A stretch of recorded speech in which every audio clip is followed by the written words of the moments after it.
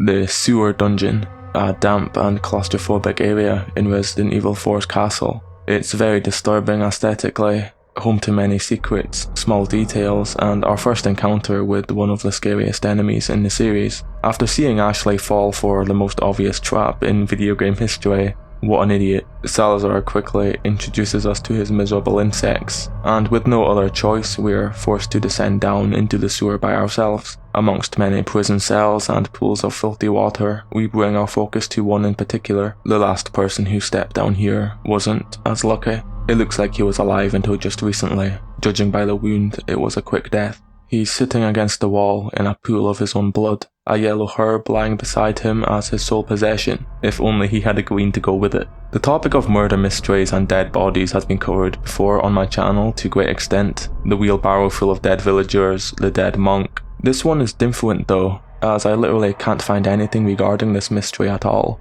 not even a single mention online. As popular as the sack creature and the women are, I think this one is way more disturbing when I look further into it. This will all be highlighted in this video. I have only 3 very important questions.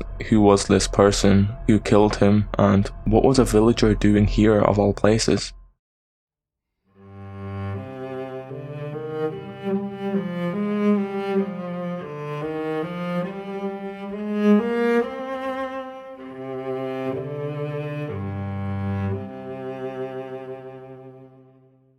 The first thing that's immediately obvious about this mystery, a fact that I wouldn't know prior to finding this man, is that he's the only villager in the game that's found inside of the castle. His model is that of Don Manuel specifically. There's instances much later where Granados are seen working at the excavation site underneath the castle. They're also found at the courtyard, but never inside. We'd automatically assume that he must have been one of these miners before betraying Chief Mendez or Salazar in some way. I believe that Mendez would have claimed this villager for himself and brought him to his Enlightenment cabin had any crime taken place. But since he's in this cell, locked away discreetly in Salazar's insect-infested basement, I can safely say that he pissed off Salazar especially, probably against Sadler's and Mendez's back. His strange death raises the most questions. Had he died of starvation or disease, it wouldn't be much of a mystery at all. But like the monk, he was murdered, and not long before Leon got here. The obvious answer is that he was killed by the Novistadors. They're literally surrounding his dead body. They've infested this whole dungeon at an excessive capacity, and the terminology of Salazar's radio conversation implies that he moved them down here today, which would substantiate a recent death. Oh yes, I let our miserable insects out for some exercise down in the sewer.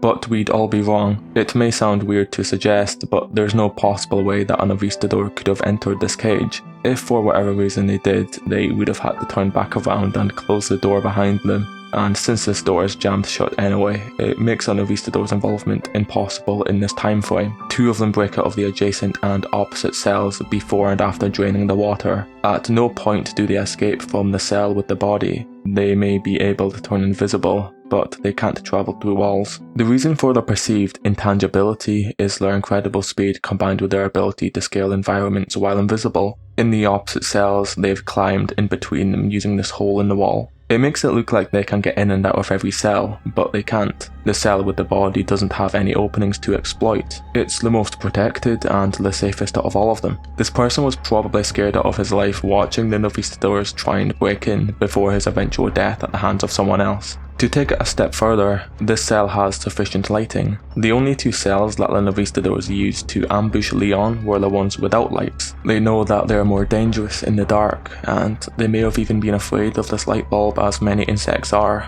Artificial light is repellent to Novistadors, as evident by these 2 cells.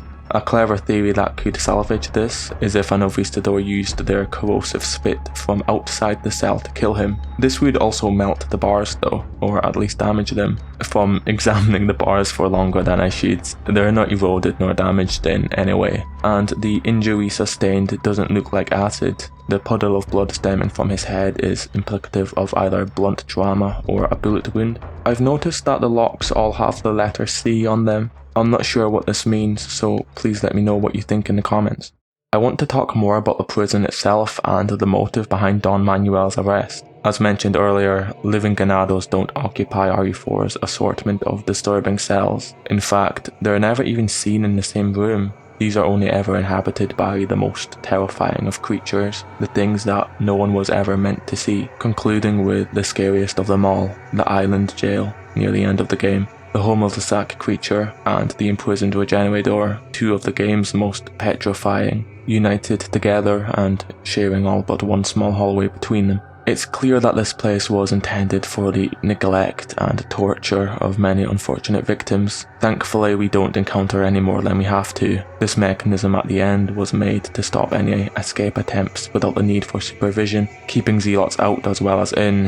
Who knows what kind of things has happened down here over the years. We know that Manuel did something disrespectful to Salazar, but even compared to the monks in the well, I don't think he even remotely deserved what happened to him. Maybe he called him a midget? Because Salazar is in charge of the mine, being the first to recommission Las Plagas' revival and subsequent outbreak, he may have tried to either steal a sample of the Las Plagas in a fossilized form, or he simply refused to work under the extreme conditions, the latter of which being much less serious as far as Los Illuminatos goes. His quick and painless death makes this theory more likely. Had he outright betrayed Sadler and attempted to escape with evidence, I don't think they would have let him off this easily.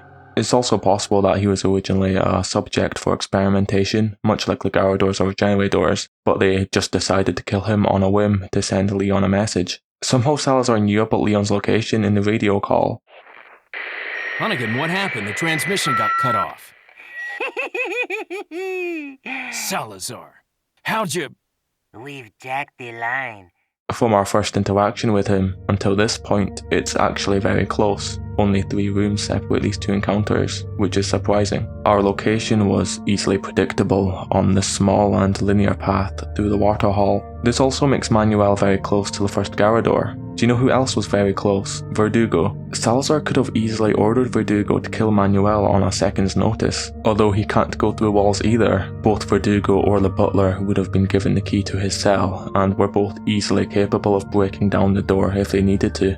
But we know that this didn't happen. Because no gun is found inside the cell, which rules out the possibility of a suicide, I think Verdugo is the most likely suspect judging by the injury, but he was given a key. In summary, I believe that Don Manuel was one of the workers contracted to mine at the excavation site encountered in 4-2. I think that he was against the inhumane treatment and harsh conditions of the underground and generally wanted more out of life in his young age. Charged with contempt, he was sent to live out the rest of his days in this prison cell. Until one day, Verdugo selfishly used him as an example for Leon. Upon hearing the echoes of his evacuating footsteps at the entrance,